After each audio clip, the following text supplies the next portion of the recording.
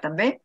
I hem començat un nou any i seguim amb la pandèmia de la Covid-19, que ja gairebé farà 2 anys que l'arrosseguem, però no veiem el final. Gràcies a la tecnologia, aquí estem i continuem fent les nostres trobades mensuals. Aquesta és la primera de l'any 2022.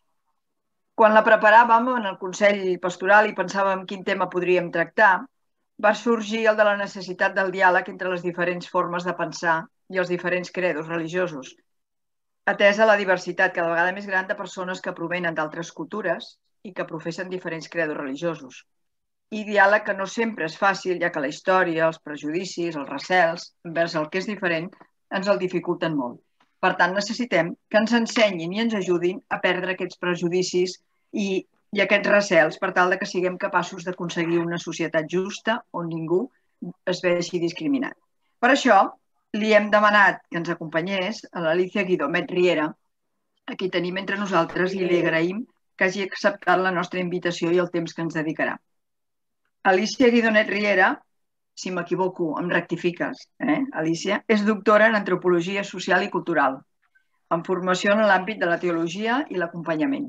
Ella és membre de la Congregació de Filles del Cor de Maria, en la que hi va entrar ja gran, ja en plena trajectòria professional com a professora a la universitat.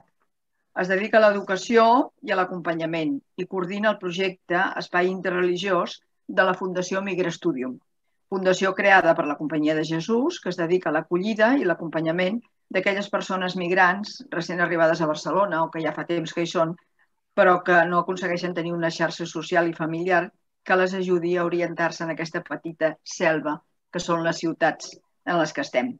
I els hi ofereix diversos serveis d'informació, orientació, cursos i activitats relacionades amb la migració i la ciutadania, accés a recursos bàsics, coneixement de l'entorn proper, acompanyament, intermediació, assessoria jurídica i altres serveis que els ofereix.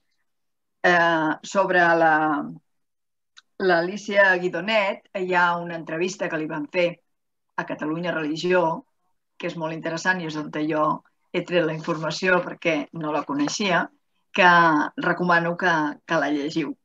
I bé, doncs li donem la paraula a l'Alicia perquè ens parli d'aquesta societat plural i diàleg.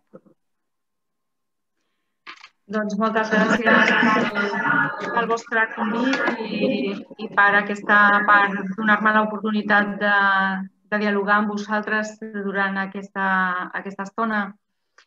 Fixeu-vos, jo he titulat aquesta xerrada com a Societat Plural i Diàleg, una realitat emergent. En realitat, jo crec que és més que emergent aquesta realitat. Podríem visualitzar els diferents espais de la ciutat de Barcelona o de Catalunya, geogràfics, i podríem veure com aquesta realitat en alguns espais, en alguns àmbits, és més que emergent, és una realitat consolidada.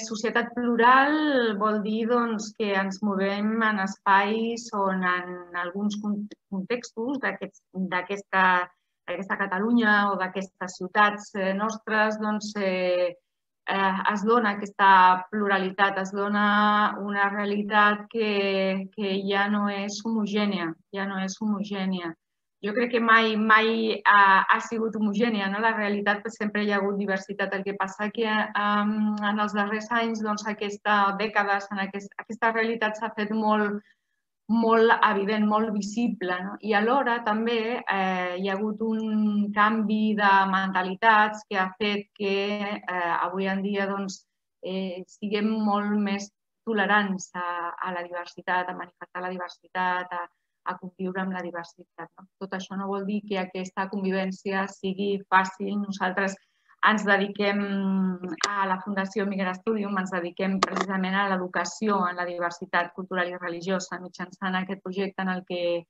jo hi participo activament, que és l'Espai Interreligiós. Llavors, com us comentava, vivim en una societat plural Una de les eines que tenim per visualitzar aquesta realitat plural és veure els llocs de culte que hi ha a Catalunya. El 2020, segons dades de la Generalitat de Catalunya, doncs tenim més que aquesta diversitat que jo ara estic projectant. Simplement ara aquí el que he fet ha estat agafar algunes dades que mostren la diversitat, però encara tenim més. De fet, la diversitat és tan gran que moltes vegades ens resulta molt difícil demostrar-la, perquè podríem anar dins d'Església Catòlica, doncs podríem anar aprofundint dins d'aquesta Església Catòlica i podríem trobar moltíssima diversitat interna. Per exemple, el mateix passaria amb l'Església Evangèlica, amb l'Islam, amb el budisme. Però ens veiem absolutament obligats a fer aquesta simplificació de la realitat que no ens agrada fer a les persones que ens dediquem a la diversitat, però també és un exercici que ens ajuda a explicar, ens ajuda a compartir i alhora ens ajuda també a viure en aquesta tensió, de mostrar la diversitat, d'haver de simplificar-la sempre i, per tant, anar reconeixent i anar prenent consciència que la diversitat és molt gran. Mai la podem encabir en una estructura, en un esquema, en una figura. Però tot això, com us deia, és necessari fer aquest exercici. Llavors, fixeu-vos, els llocs de culte, com us deia, és una eina per visualitzar la diversitat que hi ha en un context determinat. A Catalunya, el 2020, tenim aquesta manifestació de la diversitat religiosa. A Església Catòlica tenim aquests gairebé 6.000 llocs de culte, Església Evangèlica, 788, Islam, 284, Budisme, 68, Esglésies Orientals, 57, Hinduisme, 26, Fe Bahá'í, 10, Sikhisme, 10, Judaïsme, 4, Taoisme, 4. Simplement és per fer aquest mapa, mostrar aquest mapa de la diversitat mitjançant el lloc de culte i per visualitzar que vivim en aquesta societat diversa, que la mostrem amb aquesta imatge, la podríem mostrar amb moltes imatges, però a nosaltres ens agrada expressar-la amb imatges perquè ens ajuden, el símbol sempre ens ajuda a connectar amb alguna realitat d'una manera fàcil, senzilla. Llavors podríem visualitzar aquesta societat diversa com en principi, una coexistència de persones que manifesten, si parlem de la diversitat religiosa, que manifesten aquestes pràctiques diverses i que estan unes al costat de les altres. Com es relacionin serà un altre tema, com es relacionen aquestes persones que manifesten aquesta diversitat, si poden relacionar-se, si ho fan com es relacionen, si hi ha conflicte, si no hi ha conflicte, si es relacionen des de la tolerància, si es relacionen des de jo visc en aquest carrer, tu vius en aquell altre carrer, ens tolerem i ja està, o si hi ha una relació intercultural, entenent interculturalitat per un acostament, per un diàleg, per una relació una miqueta més profunda i fins i tot fins a arribar a una creació d'alguna cosa nova, d'alguna relació nova, d'alguna manera de fer nova, a partir d'aquests punts de partença diversos. Això ho anirem parlant al llarg de la conversa. Fixeu-vos, la trobada, per expressar amb alguna altra imatge, això clarament que veiem aquesta imatge no ens estaria expressant ni molt menys una trobada, com vosaltres ja suposeu, com veieu, és molt clara, és una imatge molt clara. La trobada significa rebre, obrir-me, rebre, disposar-me, reconèixer algú altre que se m'acosta, se'm manifesta, algú altre que arriba a la meva al meu espai, arriba al meu espai i se'm manifesta d'alguna manera. La trobada seria aquesta capacitat per rebre aquesta persona, per acollir-la, per disposar-me, per disposar els meus esquemes mentals, per disposar-los de tal manera que aquests esquemes mentals no suposin un tancament, sinó que suposin alguna cosa a ser treballada, a ser disponible per obrir-se a aquella altra persona que se m'acosta. Llavors, en aquesta imatge veuríem exactament el contrari. Estaríem veient com moltes vegades aquesta trobada no es dona, encara que pugui semblar que s'està donant. Aquesta trobada moltes vegades no s'adona perquè jo el que estic fent és ignorar a l'altre, és no tenir-lo en compte, és no reconèixer-lo o és fins i tot assimilar-lo. Moltes vegades el que fem, fins i tot ben intencionadament, és intentar assimilar a l'altre, intentar assimilar-lo, és a dir, intentar que aquesta altra persona acabi sent com jo, acabi actuant com jo, per tant, no respectant la seva diversitat, no respectant la gran quantitat d'aspectes que pot manifestar la identitat d'una persona. Moltes vegades això ho fem bé i moltes vegades, com us comentava, sense adonar-nos realment que ho estem fent. Ben intencionadament acollim una persona i l'anem assimilant sense permetre'ns això que es mostri, que reveli, que expressi la seva identitat. Per nosaltres, la identitat, nosaltres parlem d'identitat múltiple. Quan parlem d'identitat múltiple estem parlant reconeixem que una persona, la identitat d'una persona és un conjunt d'aspectes. Una persona té un conjunt d'aspectes que estan expressant, estan manifestant qui és. Aquests aspectes són diversos, són aspectes que, com l'edat, com on he nascut, com on ha nascut la meva família, com quins són els meus valors. Alguns aspectes són més objectius, altres aspectes són més subjectius. Són aspectes que es van creant al llarg del temps, que es van manifestant al llarg del temps, que van creixent al llarg del temps. Són aspectes que no són estàtics. La identitat d'algú no és alguna cosa estàtica, sinó que és flexible i que es va modificant amb el temps. Per exemple, un procés migratori pot fer que la identitat d'aquella persona canviï d'una manera important. Faig un procés migratori, per tant, deixo un context, deixo un espai, arribo a un lloc determinat, potser he d'aprendre alguna llengua, potser he d'aprendre un ofici nou, potser m'he de dedicar a alguna cosa professional a la que no m'havia dedicat fins al moment.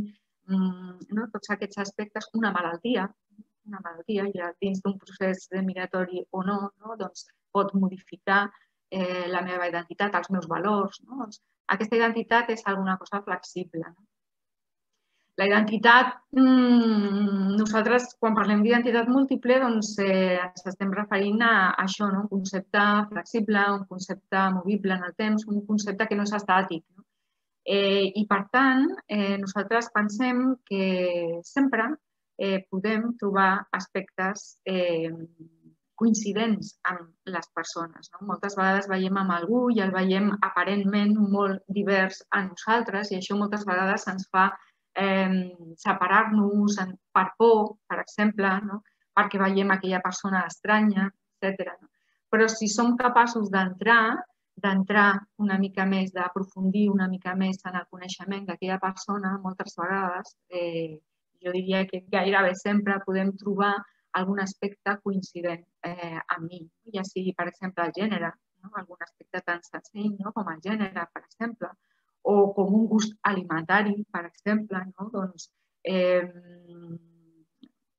algun aliment tan senzill com la truita de patates, doncs pot ser un gust alimentari transversal que en algun moment donat ens pugui unir a aquella persona. Nosaltres tenim bastants exemples, per exemple, d'infants que ens expliquen, nosaltres ens dediquem, jo em dedico a l'educació amb infants, i alguna vegada t'expliquen anècdotes, i una de les anècdotes que ens expliquen és fixeu-vos, jo tinc un amic que és musulmà i jo aquest amic l'he fet perquè resulta que jo jugo a futbol i allà on vaig entrenar-me he conegut aquesta persona que també li agrada molt el futbol i compartim equip i compartim entrenaments, etc. Al cap d'un temps jo m'assabento que aquesta persona és musulmana. Jo ja he iniciat una relació amb aquesta persona. Jo he iniciat una relació d'amistat, de coneixença, d'amistat amb aquesta persona. I posteriorment averiguo que aquesta persona practica una religió diversa. En aquest cas pot ser islam, en l'altre cas podria ser que jo practiqui una religió i l'altra persona no la practica, o que jo sigui cristià i l'altre practiqui o no practiqui, etc. Ens trobem en moltes situacions molt diverses. Però el fet és que jo ja he entrat en la relació, jo ja he creat un vincle amb aquesta persona, jo he entrat en una relació perquè ens hem relacionat a partir de dues fitxes de la nostra identitat, de dos aspectes de la nostra identitat que són coincidents. I aquests dos aspectes de la identitat que són coincidents, en aquest cas, és una afició, el fet de practicar un esport. Aquests dos aspectes de la identitat coincidents han actuat com a porta per tal de trobar-nos i per tal de començar a crear un vincle entre nosaltres. Posteriorment ens adonem que hi ha algun altre aspecte que no és coincident, com per exemple la religió que practiquem. Però nosaltres ja hem fet aquesta experiència, ja ens hem conegut i ja hem vist que tenim coses en comú i ja hem vist que podem relacionar-nos per aquestes coses. Per tant, aquest seria un exemple. Dic fitxes perquè resulta que nosaltres tenim ja l'espai interreligiós on treballo, tenim una activitat que es diu el puzzle de la identitat. És un taller, una activitat en la que a partir d'un puzzle de la identitat treballem amb això que us estic explicant ara, aquestes fitxes que en realitat serien els aspectes, les peces del puzzle. Cadascuna d'aquestes peces del puzzle és un aspecte de la meva identitat. I llavors treballem una mica això, a veure quins aspectes són coincidents entre la identitat que nosaltres hem creat en aquest puzzle que tenim i jo mateix. Llavors aquest és un exercici que ens permet veure que si busquem, si procurem conèixer amb algú amb una certa profunditat, moltes vegades ens adonem això, que trobem aspectes que són comuns, trobem aspectes pels quals ens podem relacionar. I trobem aspectes que potser no són comuns, com podria ser aquest cas la pràctica religiosa, però aquests aspectes necessàriament no tenen per què separar-nos. Ens separaran o no en funció de, jo crec, la superficialitat per la que passem en aquests aspectes. Si passem molt superficialment per aquell aspecte, potser ens separen. Passar molt superficialment és passar des de l'estereotip, des del prejudici, des de la simplificació, la generalització. Generalitzem, simplifiquem, i això fa que passem superficialment, no coneguem en profunditat aquella persona. Llavors, fixeu-vos, per parlar de diàleg, hem de tenir en compte això que us deia, quan em trobo amb algú altre, la pregunta seria quina concepció antropològica tinc, l'ésser humà, qui és per mi. Clar, és una pregunta molt abstracta, molt acadèmica, i probablement quan jo em trobo amb algú o conec algú no em faig aquesta pregunta tan acadèmica. Però que no me la faci, que no la formuli d'aquesta manera, no vol dir que jo no tingui la capacitat de, pràcticament a la praxi, a actuar amb els altres en funció d'una concepció, de com concebo a l'altre. I per nosaltres l'ésser humà és quelcom que s'ha de contemplar des d'un punt de vista holístic.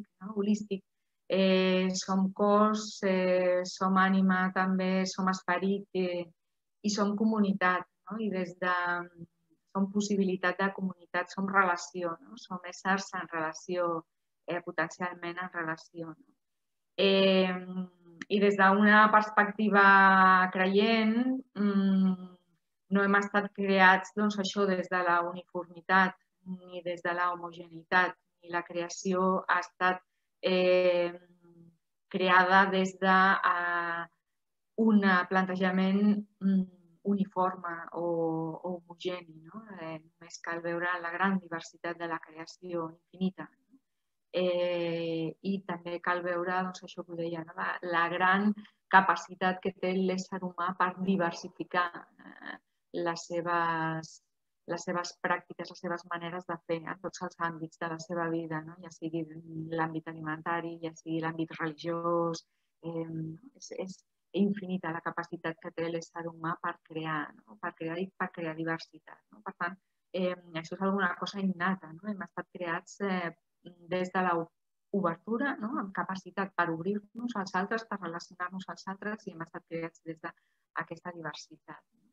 I hem estat creats amb aquest instrument que és el nostre cos, amb capacitat per relacionar-se amb els altres. És un instrument que ens permet actuar sobre el món i relacionar-nos amb els altres, i hem estat creats amb aquesta ànima, des de la concepció grega, aquesta capacitat psicològica per entendre el món, per viure el món, per captar el món, per sentir el món, però també amb aquest àmbit que és l'esperit, aquest àmbit que es diferencia de l'ànima perquè és aquest àmbit que permet que Déu o l'ésser suprem, amb altres tradicions que no sigui la cristiana o la musulmana o la jueva, doncs aquest àmbit que és un àmbit obert al misteri, obert a que l'ésser suprem, la divinitat, Déu, hi participi, entri, l'esperit entri i doni força, doni impuls, doni vida a l'actuar. Llavors, l'ésser humà per nosaltres és tot això, i des d'aquí pensem que s'ha d'entendre en relació al diàleg, com aquesta capacitat de diàleg està intrínsecament relacionada amb com som, amb aquesta concepció antropològica que tenim de l'ésser humà. I el Panikkar té algunes explicacions que a nosaltres ens agrada molt sobre el diàleg,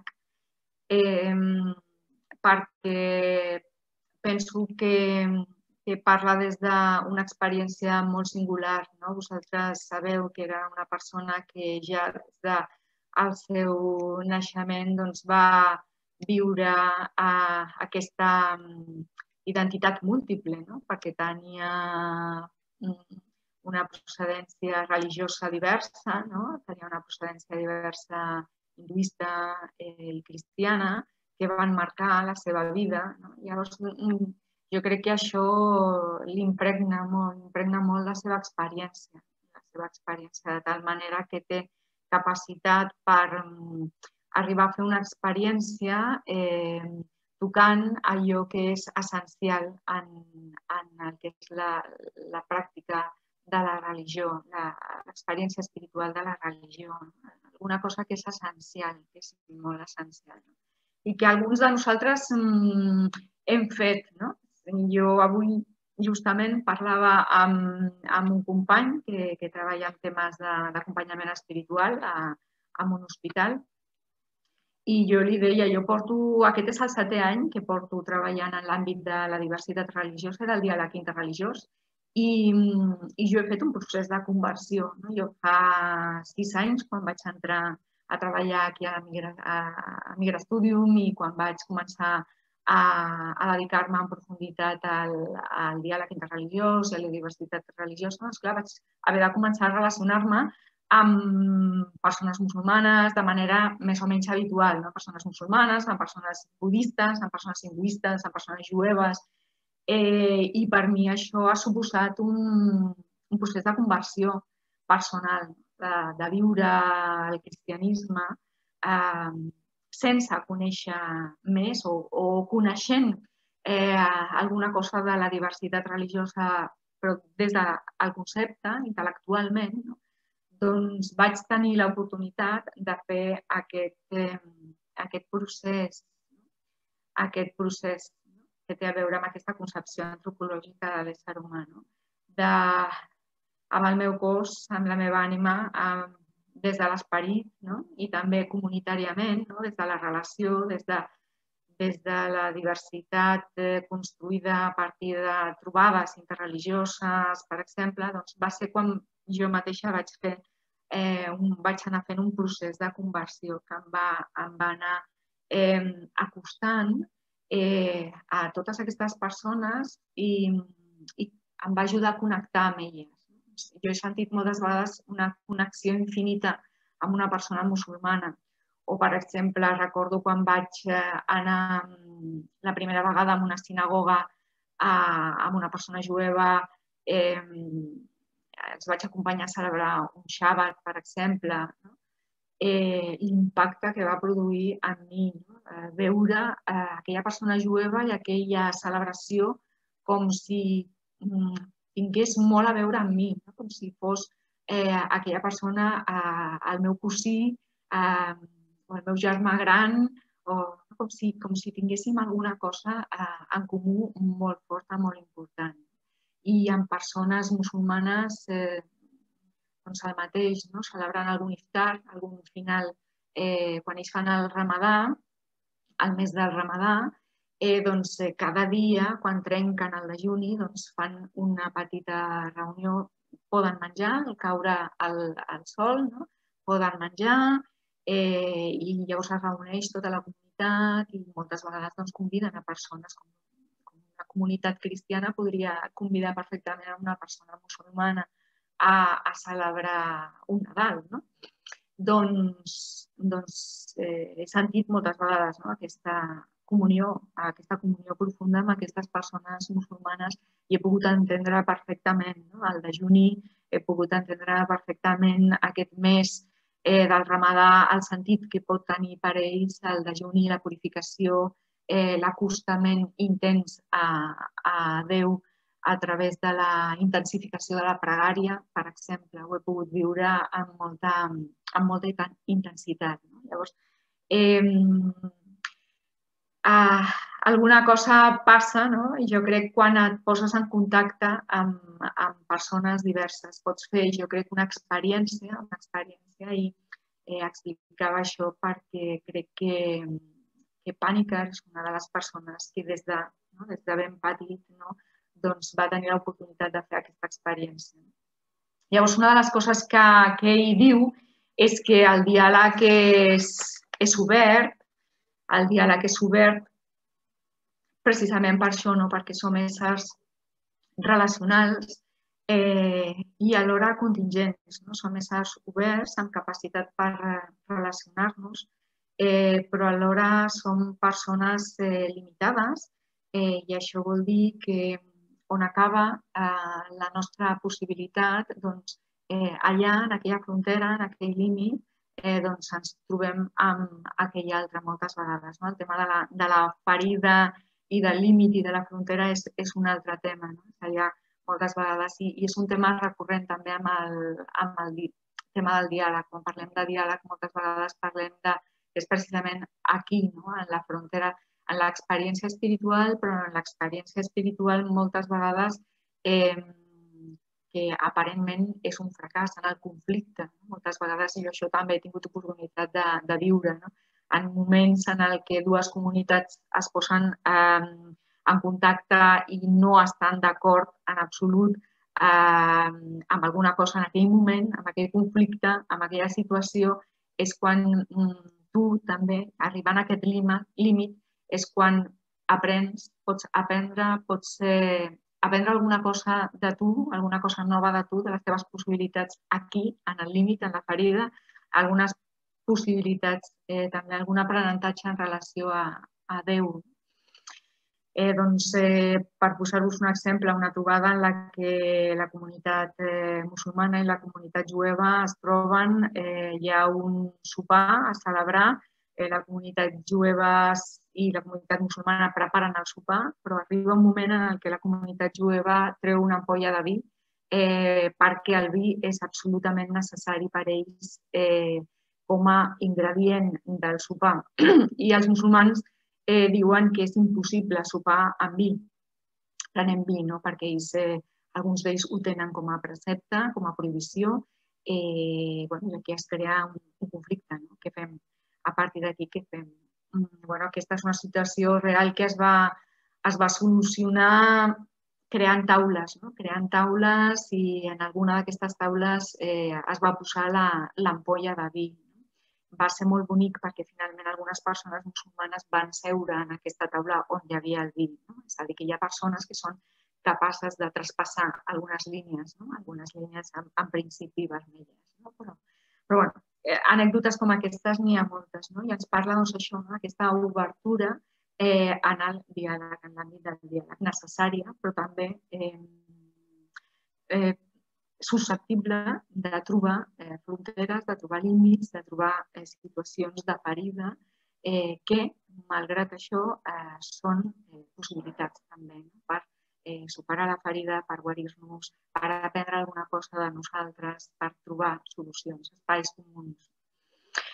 El diàleg és interior també perquè neix d'aquesta set humana de veritat.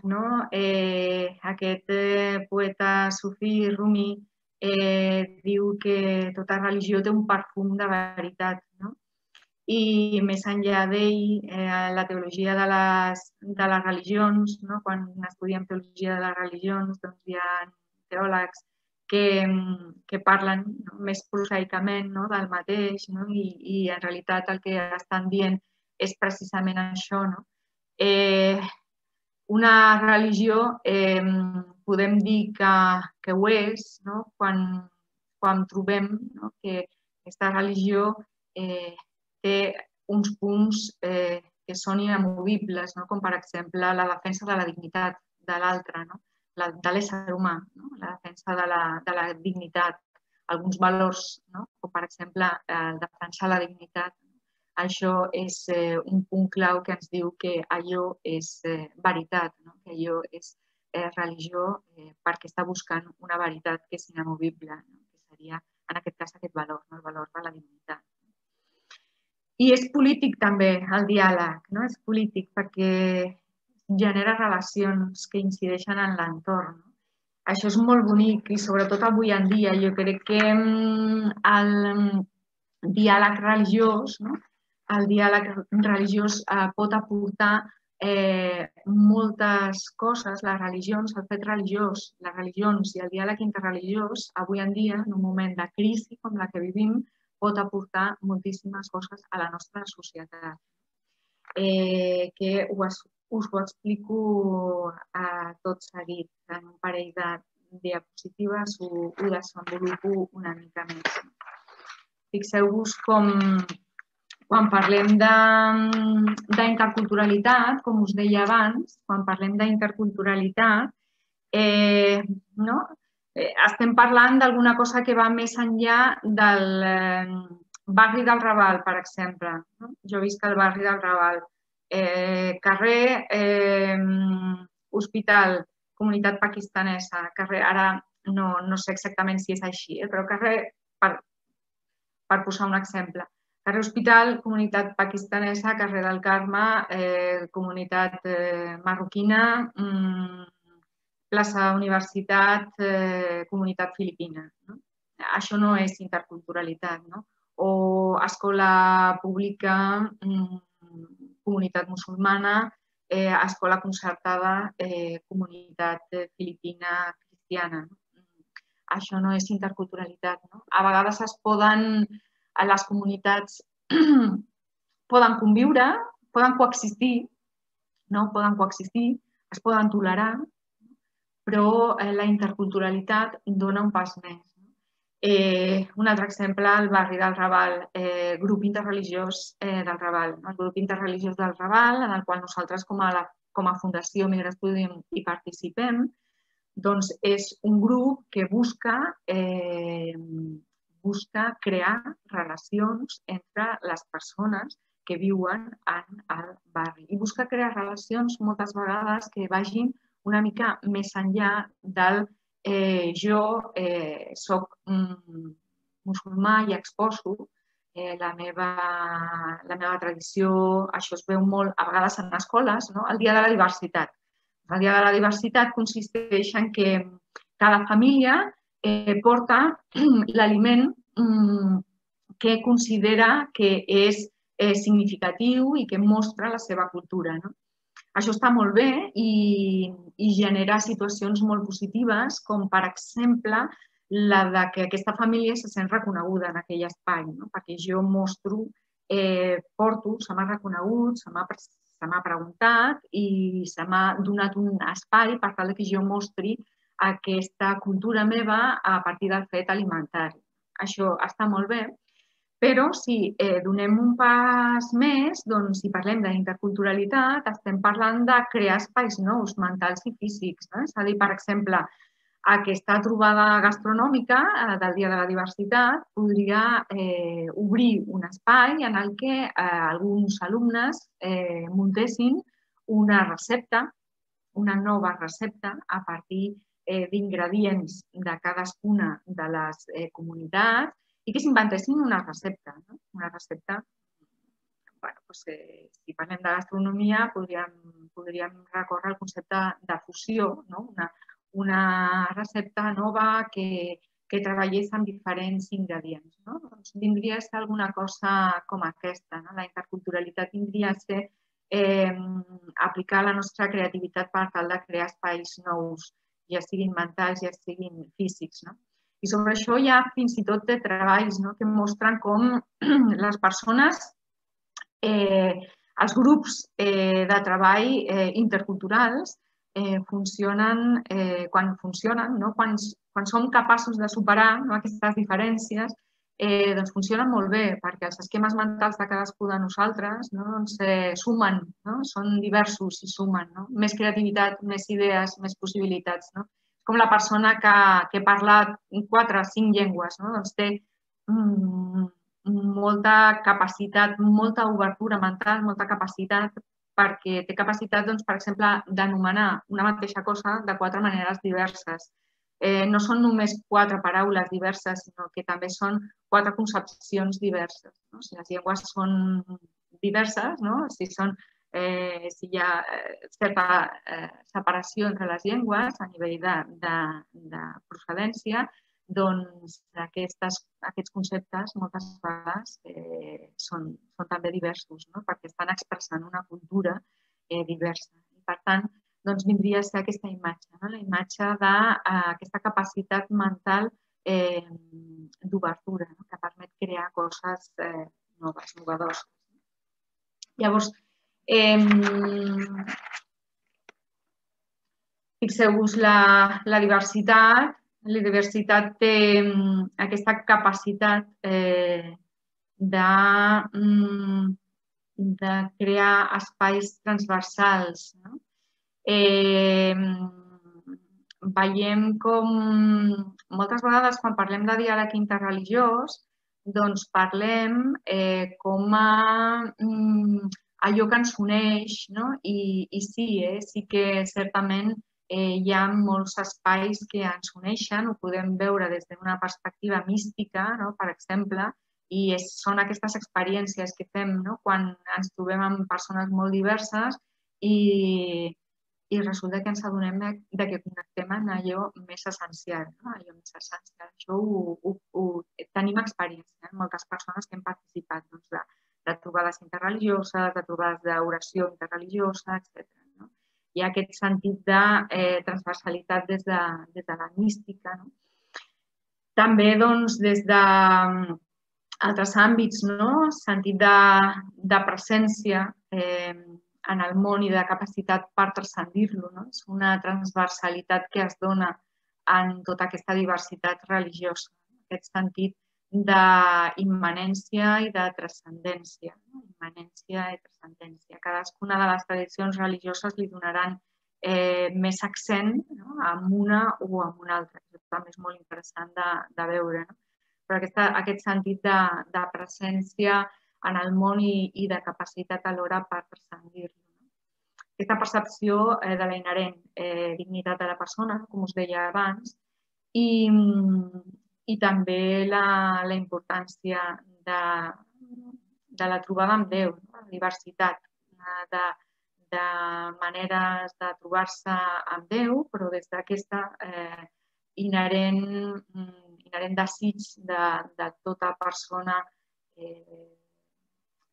que té alguna creença religiosa de posar-se en relació amb allò que sent que l'està transcendint, ja sigui mitjançant l'oració, ja sigui mitjançant la meditació, ja sigui mitjançant el silenci.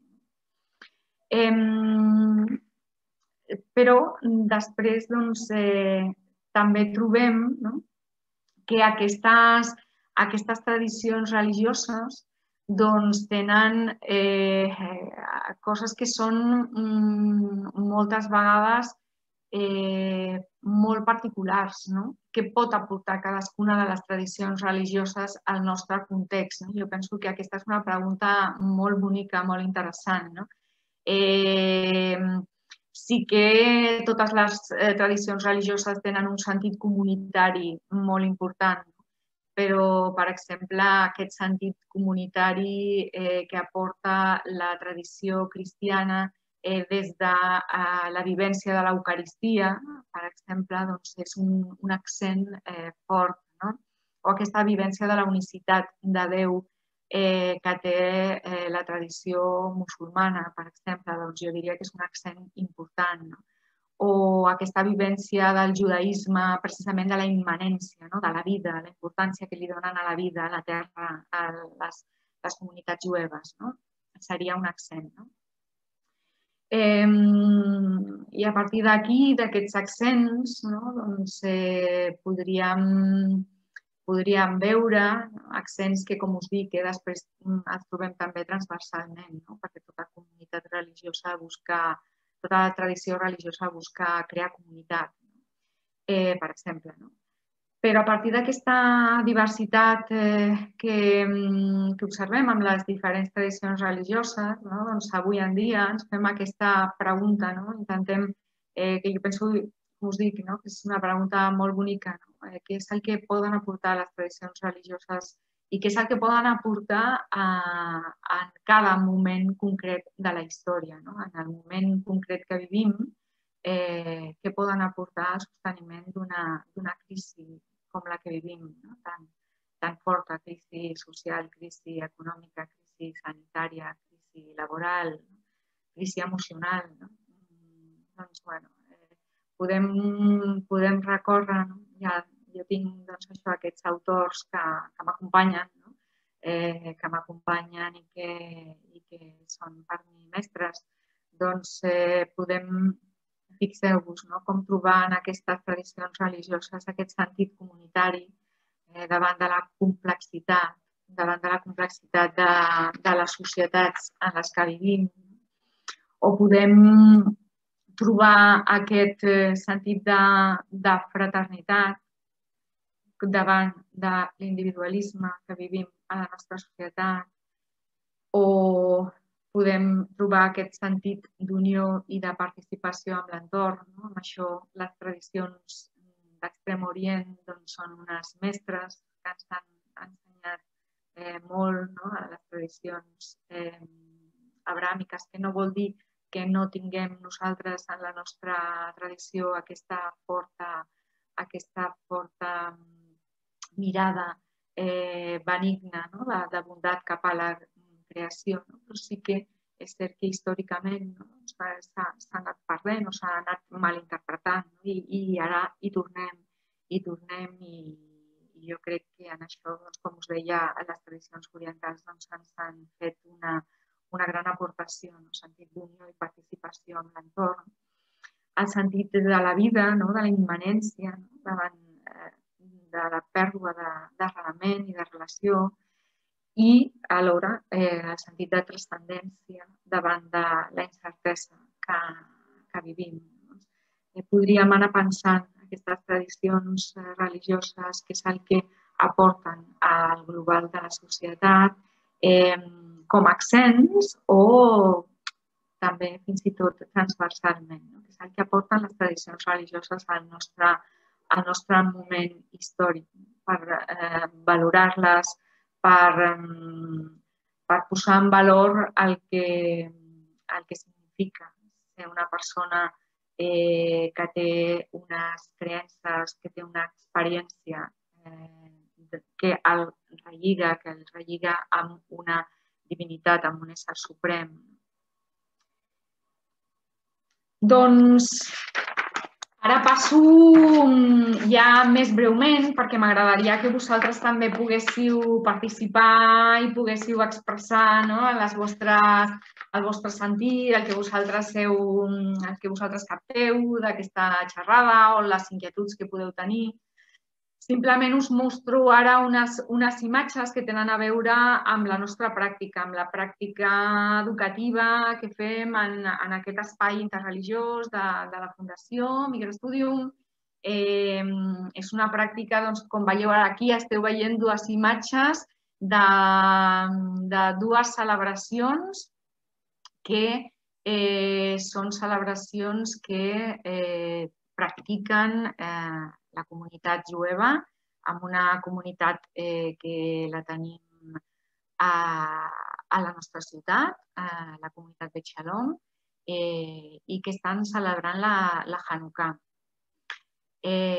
Aquí veiem el rabí amb un infant que està encenent una de les espelmes d'aquesta celebració de la Hanukkà, que és una celebració que està recordant la recuperació del temple.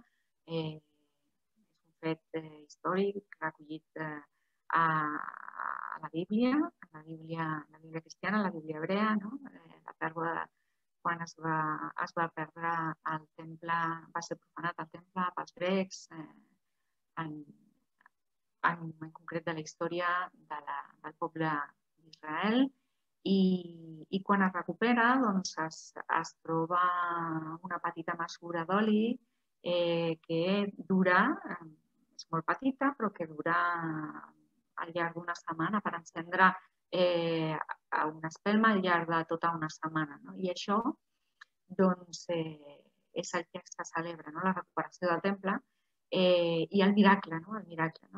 Realment es viu com alguna cosa molt miraculosa el fet d'haver recuperat aquest temple.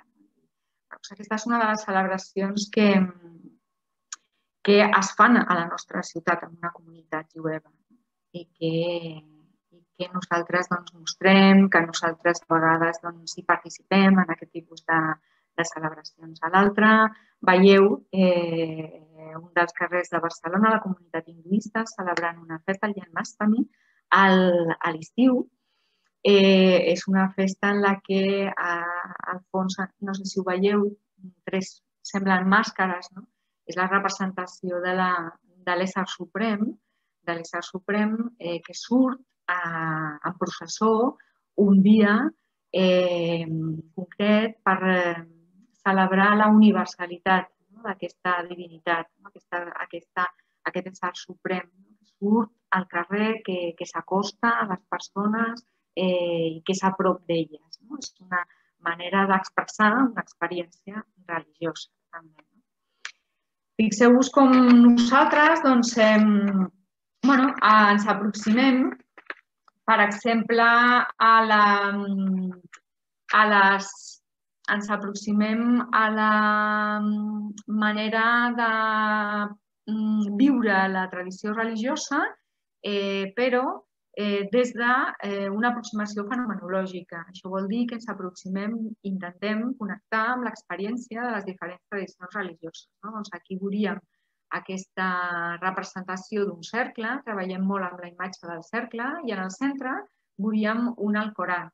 Un Alcorà, perquè estem parlant aquí d'una tradició, de la tradició musulmana, en el centre veuríem un Alcorà, i perquè nosaltres pensem que l'Alcorà, com a objecte de culte, podria estar representant aquesta experiència fonamental de la tradició musulmana, la revelació del llibre. I al voltant veuríem dos objectes més. Un d'ells està representant la Kaaba, que és aquest temple que està en la gran mesquita de la ciutat de la Meca i que representa la casa de Déu, l'eix del món. És un antic temple recuperat pel profeta Mahoma i que per la comunitat musulmana representa aquest eix del món i representa la casa de Déu en el món.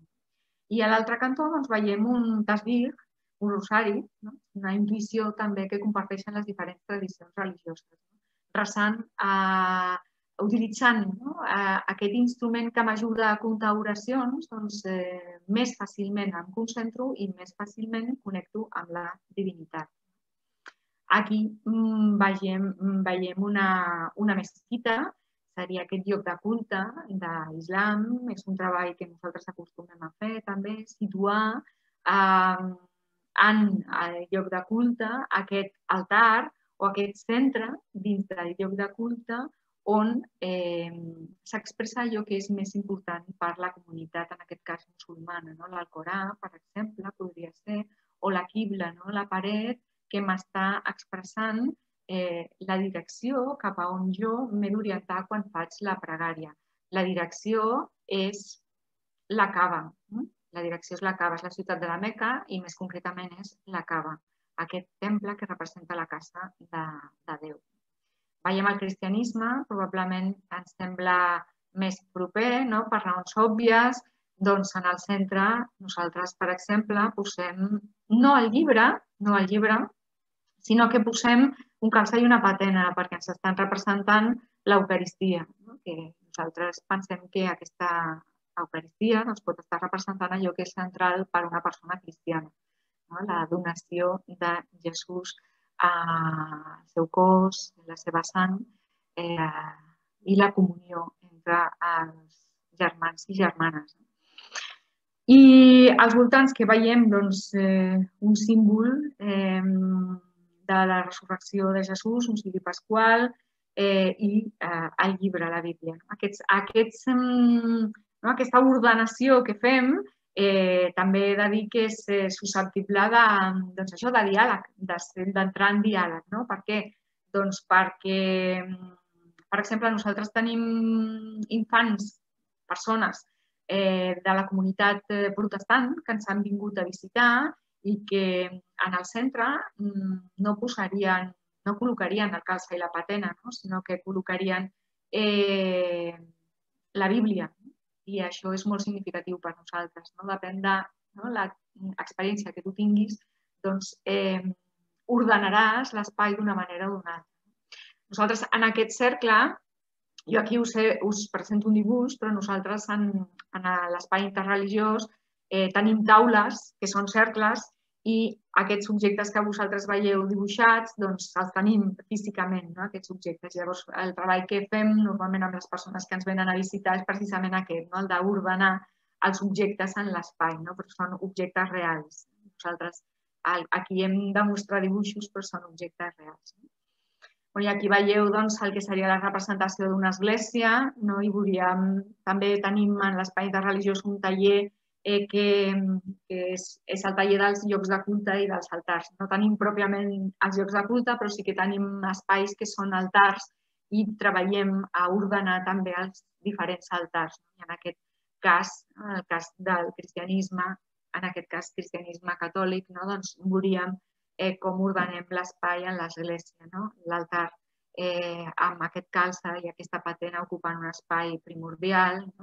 Veuríem també com s'ubica un ciri pasqual o on s'ubica la Bíblia, la paraula de Déu. En el cas del judaïsme, faríem aquest altre exercici i ordenaríem l'espai de tal manera que en el centre col·locaríem la Torà. En aquest cas sí que la Torà seria per nosaltres aquest element també central perquè representa aquesta revelació de Déu al poble. I en les perifèries veuríem alguns objectes que ens estan recordant la celebració del Xàbat, la copa, el plat, hi hauria el pa que es menja, etc. I després les filactèries, aquestes dues capsetes, que una es posa al cap i l'altra al braç i que dintre porten cosides aquests textos de la Torà, justament, i que es posen en un moment concret del dia les persones jueves en una oració, no la porten sempre. Per què? Perquè la mateixa Torà, a Deuteronomi 6, com sabem, Déu li demana al seu poble, porta sempre la meva paraula, posa-la a les portes de les teves cases, porta-la en el teu pensament i posa-te-la a prop del cor. En el pensament, sempre la persona jueva recorda d'aquesta manera la paraula que per a ella és molt important. I en una sinagoga trobaríem la Torà i trobaríem aquestes filactèries, les trobaríem ocupant també espais centrals, sobretot en determinats moments del dia. Aquestes darreres imatges que us mostro són les imatges d'aquest espai.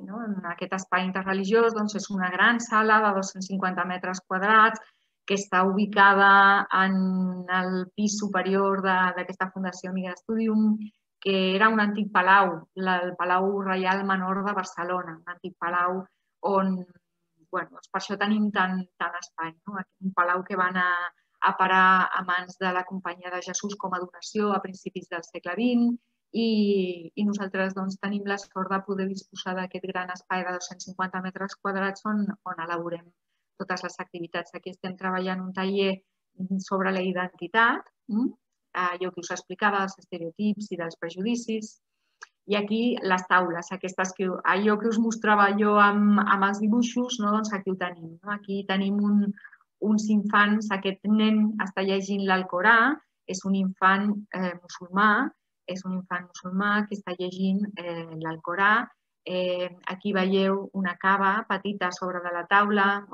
Són moments importants, són moments molt importants, perquè aquest infant aquí està mostrant, com us deia abans, quan parlàvem del tema de la identitat, està mostrant un aspecte de la seva identitat que en alguns casos no és reconegut al barri, a l'escola, no perquè no vulgui ser reconegut, sinó perquè simplement passa desapercebut en algun moment. Aquí ella està tenint l'oportunitat de llegir l'Alcorà i s'està revelant com a infant musulmà davant dels seus companys. I els seus companys estan veient com aquest infant s'està manifestant i s'està manifestant en un moment en el que tots els adults que estem allà estem reconeixent-lo i li estem reforçant positivament. Són moments realment importants perquè l'infant es pot manifestar, s'apodera i perquè els companys estan veient que el fet de pertànyer a una tradició religiosa és susceptible de ser respectat i de ser reconegut. Aquí veiem el mateix espai amb grups de persones adultes. Aquesta és la taula del judaïsme. Aquí veiem un espai de testimonis, una taula de diàleg. Està parlant una noia musulmana. En el centre tenim un noi jueu i a l'esquerra tenim un home cristià i estan fent el seu testimoni. Aquí tenim allò que us deia dels altars, aquest taller que consisteix en crear diferents altars. Aquí els veiem muntats, però el taller consisteix en crear les persones es troben els diferents objectes en una capsa i han de muntar cadascun dels altars. I després això es treballa. I aquí veiem la nostra església. Tenim una església que és una antiga església de templers i per això es va crear aquest palau. Aquest palau es va crear perquè a l'edat mitjana hi havia molta relació entre la tradició cristiana, era una tradició que es practicava moltíssim, formava part de la vida de les persones, estava impregnada de la vida de les persones i llavors el palau es va muntar perquè hi havia una església que havia estat una església de templers. Tenim molta història ahir en el palau i aquí estem celebrant una nit de les religions. Una nit de les religions. Cada setembre l'Ajuntament, juntament amb l'Associació UNESCO pel Diàleg Interreligiós, creen un esdeveniment que es diu la nit de les religions. És molt interessant, si us interessa, si us sentiu cridats per aquesta diversitat religiosa, les diferents comunitats de la ciutat de Barcelona obren les seves portes i les persones tenen l'oportunitat de visitar una sinagoga, de visitar una mesquita, de visitar un centre hinduista, i cadascuna de les comunitats fa una activitat diversa. Nosaltres aquí, com a comunitat, nosaltres participem com a comunitat cristiana, però, clar, amb aquest toc de la diversitat. I aquí estem fent un concert amb músiques diverses, de diferents tradicions místiques. I aquí veiem una de les reunions que tenim. Nosaltres formem part del Servei Jesuïta Migrants. Nosaltres estem a Barcelona com a entitat social, però hi ha altres entitats socials a tot l'Estat, a Valladolid, a Madrid, a Bilbao, a Sevilla, a València, i llavors hem anat creant diferents espais interreligiosos en aquestes entitats socials i cada estiu ens reunim per muntar un curs pensat per persones adultes. I aquí estem en una d'aquestes, celebrant un d'aquests cursos.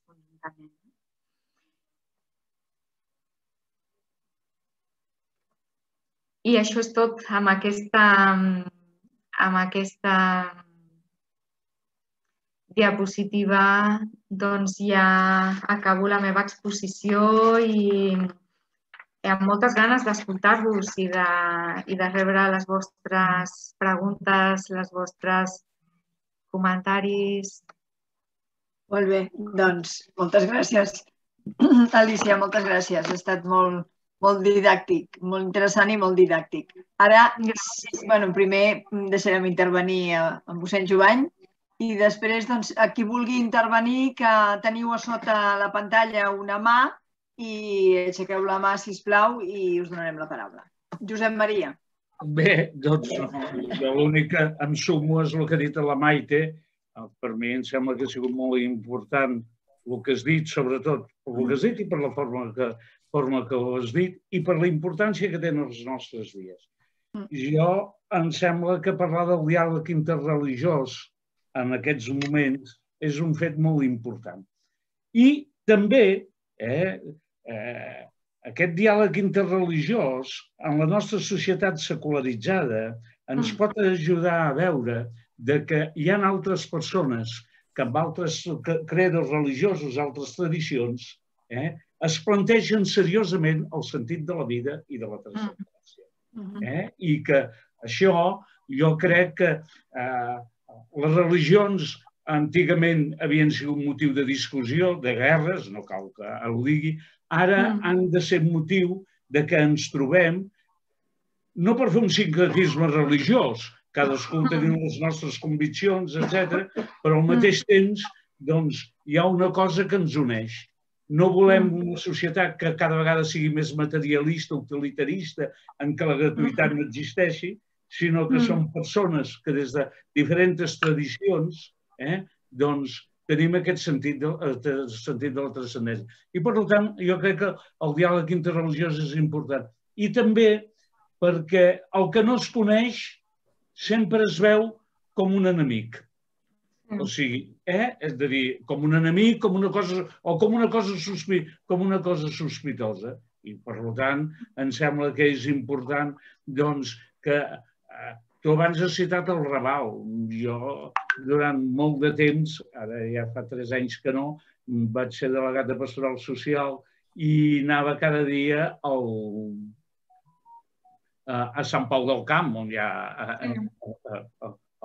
on tenia la seu. I moltes vegades del carrer Madrazo, on soc ara, hi anava caminant.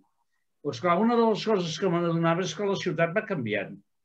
Anava caminant i anava veient que la ciutat anava canviant. La mateixa ciutat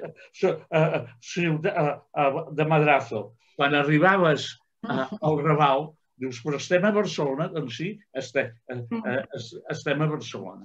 Esclar, aquesta realitat l'hem d'anar assumint, és un fet que això és així. Esclar, ens hem de conèixer, hem de col·laborar i sobretot hem de respectar. I respectar la religió és respectar les conviccions profundes que tenim tots. Per tant, jo em sembla que tot l'exercici que puguem fer, tot això que es fan en molts barris de diàleg interreligiós, de trobades, això que feu de les nits de les religions, això que feu que ens has explicat d'ensenyar d'aquest espai interreligiós que teniu a Migra Studium.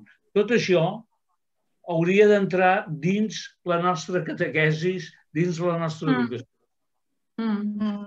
Sí.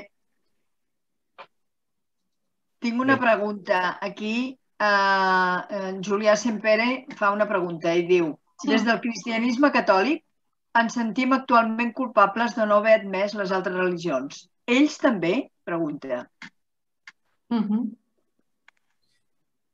Què opines?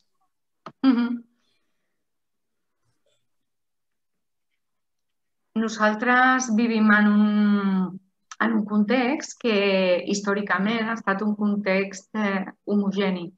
Homogeni on hi ha hagut, aparentment homogeni, perquè com deia abans, jo crec que la diversitat sempre ha existit, però hi ha hagut una aparent homogeneïtat i hi ha hagut una pràctica majoritària sociològica del cristianisme.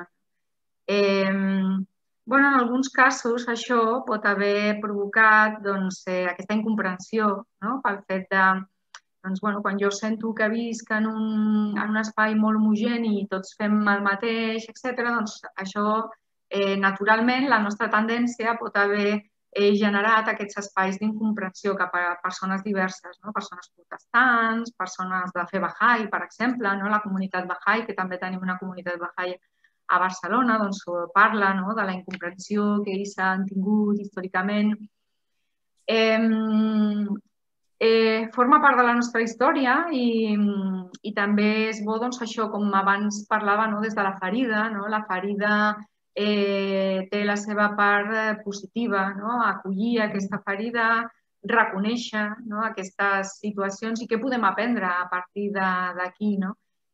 Jo penso que aquesta incomprensió es pot haver donat des del cristianisme, però també es pot haver donat des d'altres tradicions que en un moment donat hagin estat majoritàries o es pot donar sempre, perquè l'ésser humà sempre tenim aquesta part antropològica nostra, sempre ens mou cap a aquestes tendències a crear estereotips, a crear incomprensions. És una manera d'aprendre també, és una manera d'aprendre del passat. Jo penso que en aquests casos la reconciliació és molt important, la reconciliació, com ens reconciliem amb les comunitats, amb la comunitat protestant, amb la comunitat Bahá'í, en aquests casos, com ens reconciliem i com podem crear espais on treballem plegats i on treballem plegats reconeixent això que deia mossèn Josep Maria, reconeixent aquesta diversitat com alguna cosa positiva. Jo que treballo en grups interreligiosos, clar, tinc la gran sort de treballar amb persones molt, molt, molt sensibilitzades cap al tema de la diversitat religiosa. I llavors això és un signe d'esperança molt gran, perquè quan treballes en aquests àmbits, en aquests ambients, clar, jo a vegades sí que dius, bueno, estic en aquesta bombolla, a vegades parlant amb altres companys de Migrastudium, que treballen en altres àmbits, per exemple, l'hospitalitat o el CIE, ells veuen la ciutat de Barcelona com una ciutat hostil, i jo moltes vegades, clar, com que estic treballant sempre en aquests contextos de positivitat, de persones supersensibilitzades cap al diàleg i cap al voler crear relacions d'amistat i al voler crear relacions de coneixença i de positivitat, doncs, clar, jo sempre aporto aquesta positivitat, i dic, jo no sento que visqui en una ciutat hostil, sento que visc en una ciutat on hi ha moltíssimes persones que tenen aquesta sensibilitat cap a crear espais de diàleg, espais positius. Llavors, també penso que és important, com deia també el mossèn, conèixer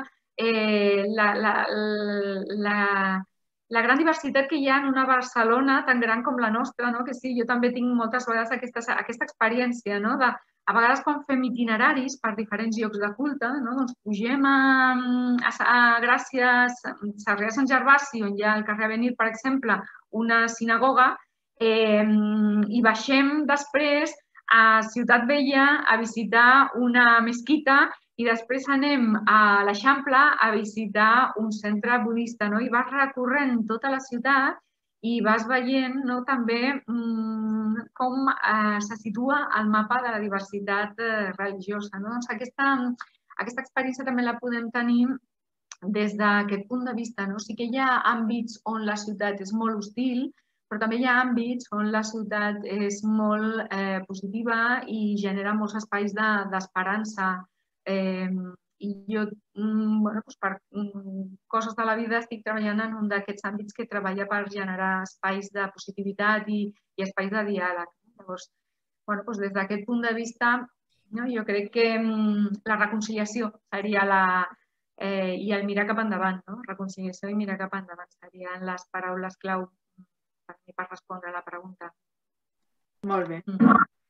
No sé si hi ha més intervencions. De moment no veig ningú que hagi aixecat. Ara sí, tinc una mà aixecada. Joan Buscà, si obres el micro pots parlar. Has d'obrir, el micro el tens tancat. Ara? Ara, sí, ara sí. Digues.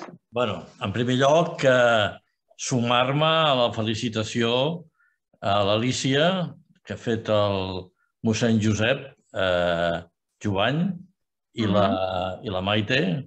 Realment ha sigut una exposició molt maca, molt profunda, molt interessant. Però, en fi, la meva pregunta potser seria una mica llarga, però la resumiré amb el títol d'aquesta presentació. Jo llegia una vegada en un llibre que el diàleg, en principi, no té que tindre fronteres, perquè si no, no hi ha diàleg. Tu, en la teva exposició, Alícia, només ho has dit una vegada, que aquest diàleg realment arriba un moment que té una frontera. I, clar, aquesta frontera només està en les religions i en la política. Estem d'acord? Llavors, a veure, ara has dit unes coses al final que em sembla perfecte, que tot això té que haver-hi un esforç important de reconciliació, però clar, aquí hi ha molta feina, molta feina. I aquests infants, amb aquestes fotos que ens has mostrat, realment estic d'acord amb tu, que per ells és molt nou, és interessant, però quan arribaran a casa tindran que seguir les pregàries que fan els pares, no? I els explicaran com una anècdota. Més enllà no ho crec. Per tant, aquest diàleg és un diàleg, no sé si coincideixes amb mi, amb fronteres. Estàs d'acord? Jo, quan parlo de fronteres, parlo de l'aspecte inevitable del conflicte. Entenc que estem parlant del mateix.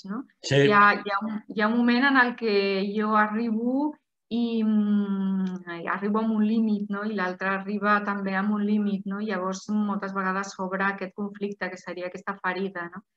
Però les ferides poden donar vida.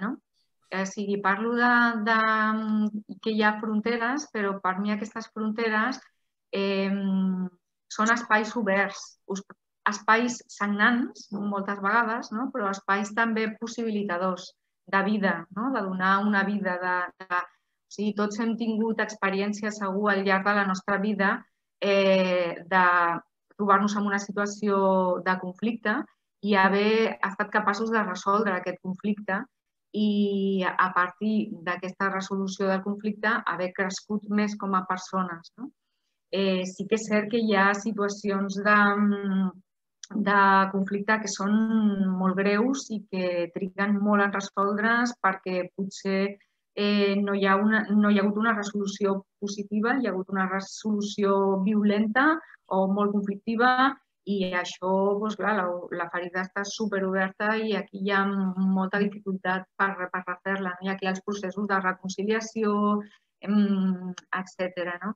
Sí, hi ha situacions en què és difícil, no? És difícil superar el conflicte, però es fa molta feina, Es fa molta feina. Per exemple, l'Ajuntament de Barcelona té penjats uns documents, va fer uns vídeos sobre els conflictes que hi ha hagut històricament a la nostra ciutat cada vegada que s'ha volgut obrir un oratori musulmà en algun barri. No? I darrerament els del carrer Japó doncs van tenir bastant ressò. No? Realment tenen filmat, i són vídeos que estan pujats, es poden consultar. Està filmada tot el procés de treball que s'ha fet amb les comunitats i es veu en aquestes filmacions, en aquests vídeos, es veu com precisament això, com hi ha tot un procés, no? I com es treballa en profunditat, amb molta profunditat amb les persones, amb els veïns, les veïnes que neguen la possibilitat de que s'obri un oratori moltes vegades, doncs això, perquè tenen uns estereotips tan forts que allò no pot caure. Però com s'ha fet un procés i a vegades si es contrasten experiències, doncs l'obertura d'un oratori a Singuerlín, per exemple, fa 20 anys i l'obertura d'aquest oratori fa 10 anys i s'observa com en 10 anys les coses han canviat molt. A vegades els testimonis també expliquen històries d'aquest tipus. Per exemple, una noia musulmana que ara és universitària i que explica que l'experiència que ella va tenir com a noia musulmana en una escola pública portant el hijab doncs ha estat molt diferent de la que està tenint la seva germana. Ella ara està a la universitat, han passat 6, 7, 8 anys i ella explica, jo vaig tenir una experiència molt negativa, doncs el professorat demanant-me que em tragués el vel, per exemple, o fins i tot comentaris molt abusius, tipus on portes la bomba, per exemple. O sigui, les persones musulmanes reben comentaris d'aquest tipus més del que ens pensem. I com la seva germana, per exemple, 10 anys després, explica que ella ja no té aquesta experiència. Llavors, jo penso que des de la perspectiva històrica sí que veiem com es fan passes. El que passa que moltes vegades necessitem aquesta perspectiva històrica i moltes vegades aquests processos són molt lents, perquè les ferides estan molt obertes. Molt bé, gràcies. Julià Sempere tenia alguna cosa més perquè veig que té la mà aixecada. Julià? Sí, obre el micro. No et sentim. El micro tancat. Tens el micro tancat, Julià? No sé si no el trobes. Ara, ja està. Alicia, moltes gràcies per la teva contesta. De res. A casa, la meva dona Rosa i jo tenim amics luterans, sintoistes, algun budista, i amb els únics que no hem sintonitzat és amb els musulmans. Ha estat molt difícil. Per què? Per què? Per què ens costa tant amb els musulmans? Jo penso que moltes vegades hi ha un tema històric també, no? Hi ha un tema històric. L'estereotip que associem a les persones musulmanes és negatiu. Moltes vegades, per exemple, les persones budistes també tenen un estereotip. Tots generem estereotips. Nosaltres sempre ho diem allà a l'espai interreligiós. Jo els dic als infants, quan venen, jo em dedico a això i tinc molts estereotips. O sigui, tot ésser humà tendeix a generar estereotips perquè, entre altres coses, ens permeten viure els estereotips perquè necessitem simplificar la realitat per viure. O sigui, allò que ho deia al començament, si comencéssim cada dia, en cada moment de la nostra existència, a reflexionar sobre com podria ser, doncs hem de simplificar, perquè això ens permet viure. Però, clar, els estereotips tenen aquest cantó també negatiu, que és la part que s'enquista i que passa al prejudici i que pot arribar a l'acció discriminatòria. Si aquest estereotip no el cuidem una mica. I sobre les persones musulmanes hem generat estereotips negatius. Els mitjans de comunicació també ens han ajudat a fer-ho. Ara també, com deies, hi ha tot un procés d'educació, tot un procés que permet que des dels mitjans no s'enviïn determinades imatges, no es cuidin determinades imatges. Però, com et deia, també existeixen estereotips positius. Per exemple, si nosaltres ara, així d'entrada, si jo ara d'entrada us poso una imatge d'una persona budista fent meditació i us demano quina imatge teniu d'aquesta persona, com diríeu que és aquesta persona? Probablement diríem pacífic, tranquil, està meditant, etc. I si projecto una imatge d'un gran nombre de musulmans fent el gest de la prostració, que és el gest que habitualment ens mostren els mitjans de comunicació, com un gran nombre de persones fent aquest gest, doncs potser la sensació és de uf, perquè associem automàticament imatges a determinats comportaments, fanàtics, allau de persones, aquestes imatges que tenim i que són representacions que compartim socialment, que moltes d'elles han estat vehiculades pels mitjans de comunicació. Caldria això, apropar-nos a persones concretes, no dir són musulmans, sinó no posar l'etiqueta de musulmans com a grup, sinó aproximar-nos persona per persona, conèixer persones musulmanes diverses. Nosaltres, per exemple, quan anem a fer testimonis, en algunes escoles ens demanen que anem amb més d'una persona musulmana. Llavors va una noia que porta vel, una noia que no el porta, un noi que sí que el porta, perquè hi ha nois que porten hijab també, un noi que és gambià, d'origen gambià, no és que sigui perquè ha nascut a Olot, però la seva família era gambiana, però ell és català. I ha passat per una etapa d'ateisme.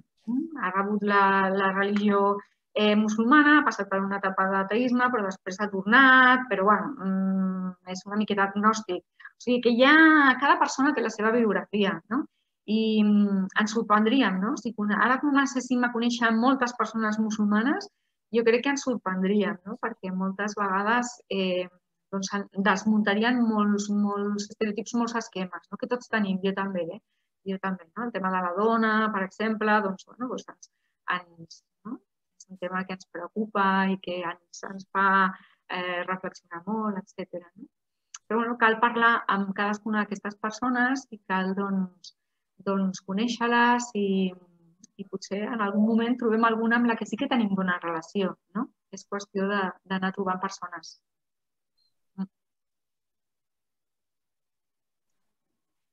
Bé, no sé si algú més, si no, doncs tancaríem, no, Josep Maria?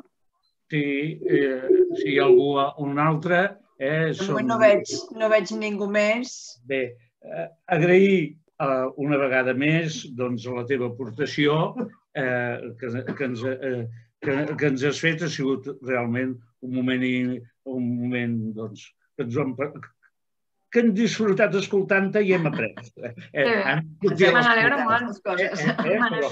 Vull dir, hem sigut, segons veig, i això suposo que no m'equivoco, han sigut uns 50 en el moment... 54. 54, el qual vol dir que això ha tingut interès. Genera interès. Genera interès. És bonic, no? De veure o de comprovar-ho, que genera interès. Genera interès. Jo crec que el diàleg interreligiós ha de generar interès. Tu abans, Alicia, has dit, esclar, quan jo ja estic treballant, doncs em sembla que això va endavant. Els que potser ens ho mirem des de fora, els perjudicis són molt forts, són molt forts. Abans tu has citat dels oratoris. És veritat que en alguns jocs això, jo ara no hi estic tant. Durant molt temps em vaig dedicar a la pastoral de migracions i sé el que vaig tenir que patir per aquestes qüestions. Però és qüestió d'anar avançant. Per tant, em sembla que xerrades com aquesta i testimonis com el que tu ens has portat són molt importants. Jo ara, canviant ja de tema i agraint, com aquí pels de la comunitat de Sant Ildefons, recordar-los que dissabte vinent, a les 8 del vespre, celebrarem Sant Ildefons, el titular de la parròquia, i que ens presidirà l'Eucaristia el pare abat de Montserrat, el Manel Gas, que és el Manel Gas, pels que no ho sabeu, doncs la seva família i ell mateix estan molt vinculats a Sant Ildefons. Ell va sortir dels joves de Sant Ildefons per entrar a Montserrat, havia sigut membre de l'escoltisme, i els seus pares, el seu pare fa un any i pico que és mort, però la seva mare, l'Angelina, i el seu pare també són gent que ha col·laborat i col·laboren molt amb Sant Ildefons. I són convidats a participar. I després una altra cosa que ja l'anirem dient, però és bonic de recordar-ho, el dia 12 de febrer doncs celebrarem que mossèn Lluís Saumell, el rector emèrit de Sant Ildefons, i que segur que ens està escoltant ara. Bueno, aquí no el veig, Ah, no? Em va dir que és el mateix. No sé si és o no hi és, però jo no el veig. Bueno, sigui el que sigui. Doncs celebrarem els 90 anys, el dia, em sembla que és el 10 de febrer, que fa 90 anys, ho celebrarem el 12 de febrer amb una Eucaristia, també sapigueu, ja ho anirem informant. I ja anirem informant també de les diferents trobades de la comunitat i després també de les xerrades quaresmals que fem juntament amb el CIT. Molt bé. Doncs repetim. Moltes gràcies, Alicia. Moltes gràcies a vosaltres. Ha estat un plaer, veritablement. Que puguis anar seguint aquesta tasca tan bona a Migrastudium. Gràcies, moltes gràcies. Molt bé.